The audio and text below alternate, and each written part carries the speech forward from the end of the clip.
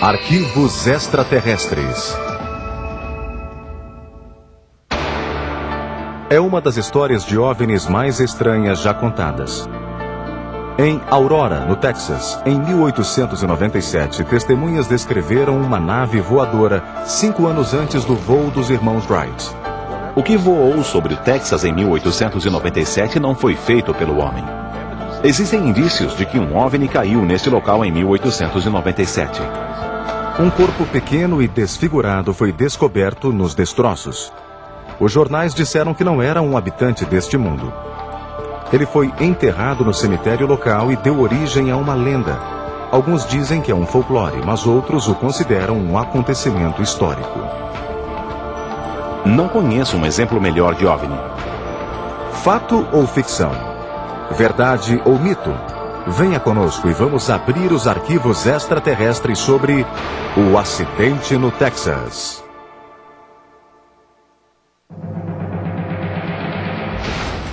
O incidente Roswell de 1947 é a história mais famosa da queda de OVNI. Mas não foi a primeira. Em 17 de abril de 1897, uma nave misteriosa foi vista nos céus da cidade de Aurora, no Texas, em curso de colisão com a casa de um juiz. A história da queda em Aurora é bem simples e direta. Segundo os relatos dos jornais da época, no início da manhã de 17 de abril de 1897, um grande objeto cilíndrico prateado flutuou cada vez mais perto da Terra, atingiu uma torre na casa do juiz Proctor e explodiu, espalhando destroços por toda a parte. Em 19 de abril de 1897, o jornal Dallas Morning News escreveu: Por volta das 6 horas da manhã, os madrugadores de Aurora foram surpreendidos pelo aparecimento súbito de uma nave que viajava pelos céus. Ia em rumo norte, muito perto da Terra. A nave passou diretamente sobre a praça pública e, ao chegar à zona norte da cidade, colidiu com a torre do moinho de vento do juiz Proctor, despedaçando-se em uma terrível explosão.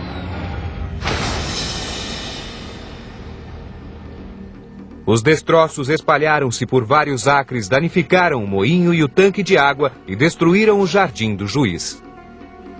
Segundo a história local, muitos dos habitantes de Aurora correram para a fazenda do juiz Proctor para ajudar no que pudessem. O que encontraram estava além de sua compreensão. O Dallas Morning News relatou que havia algo ou alguém na nave. O piloto da nave parecia ter sido o único a bordo, e embora seus restos estivessem desfigurados, foi possível perceber que não era um habitante deste mundo. O Sr. T.J. Wims, membro do Corpo de Sinalização do Exército Americano e uma autoridade em astronomia, é de opinião que o piloto era nativo do planeta Marte. Ele foi descrito como extraterrestre e considerado marciano. A única referência a marcianos na época estava nos livros dos escritores de ficção científica, e o reconhecimento pode ter sido motivado em parte pela literatura. Claro que eu não estava lá, e não posso dizer ao certo quem pilotava a nave. Só posso me basear nas notícias dos jornais, e elas deixam muito claro que os restos indicavam que ele não era um habitante deste planeta. Segundo o Fort Worth Register, o ET não sobreviveu. Noticiaram que teve um enterro cristão no cemitério da cidade. Os destroços da nave foram jogados em um poço. Os habitantes da cidade queriam esquecer o incidente. Eu não diria que fingiram que não acontecera, mas não podiam lidar com o que não entendiam. Uma pedra pequena foi colocada no local não demarcado para indicar o túmulo do piloto. Mesmo assim, ele não pôde descansar em paz. Com o passar dos anos, havia cada vez menos testemunhas oculares dos eventos de abril de 1897. Por fim, a história transformou-se em lenda que alguns pensam ser ficção. As terras do juiz Proctor foram vendidas.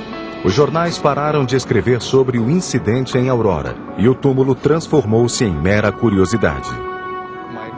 Devo admitir que minha primeira reação à história de Aurora foi de ceticismo.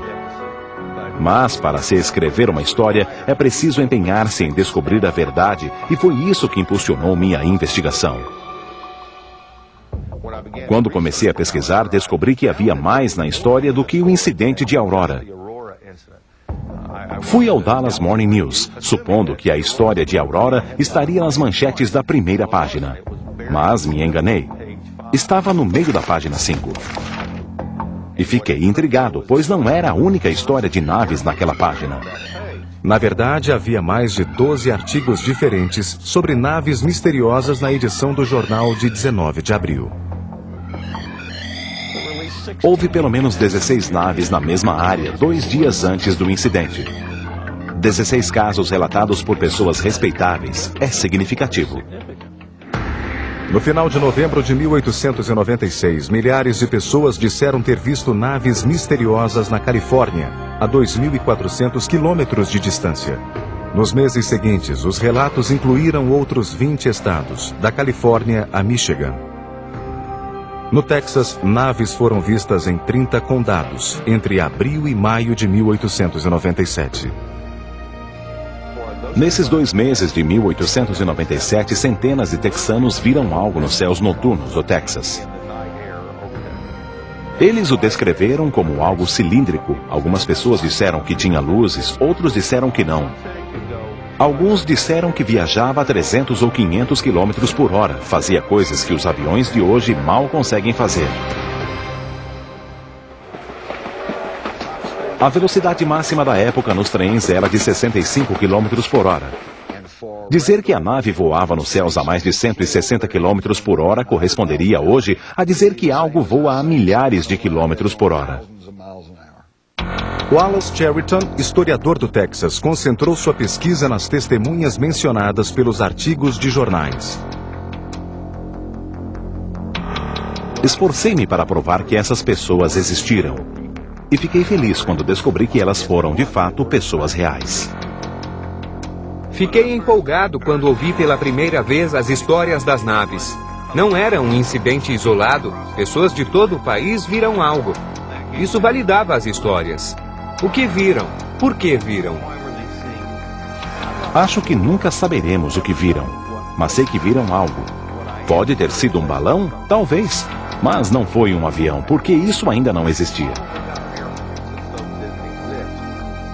O primeiro avião dos irmãos Wright só voou em dezembro de 1903 em Kitty Hawk.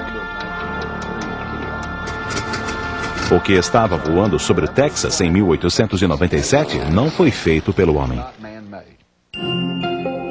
De fato, embora balões de ar quente fossem comuns no final do século XIX, eles não faziam as manobras complicadas descritas pelas testemunhas, como curvas em ângulo reto ou mudanças bruscas de altitude. Havia patentes registradas para aviões, mas não há registro de terem voado nesse período.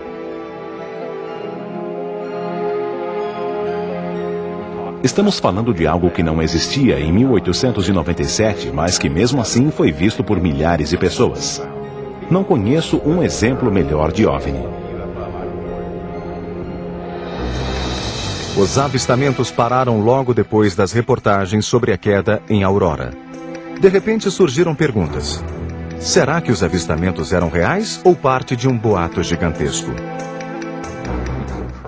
Se deixarmos de lado os boatos conhecidos, se os esquecermos, sobram centenas de avistamentos relatados por pessoas comuns que não tinham outros motivos a não ser terem visto algo e quererem contar o que viram. Com o passar dos anos, investigamos centenas ou milhares de relatos de OVNIs. Foram vistos, aterrissaram e partiram. Aqui, algo foi visto, caiu e deixou um ocupante morto. Por isso, considero Aurora como o melhor caso de OVNI a ser investigado. Além disso, aconteceu antes de Roswell. Ninguém tentou ocultá-lo. Não sabiam de nada a respeito. Acho que esse é o melhor caso para se obter as evidências necessárias para provar ou refutar o que estava acontecendo.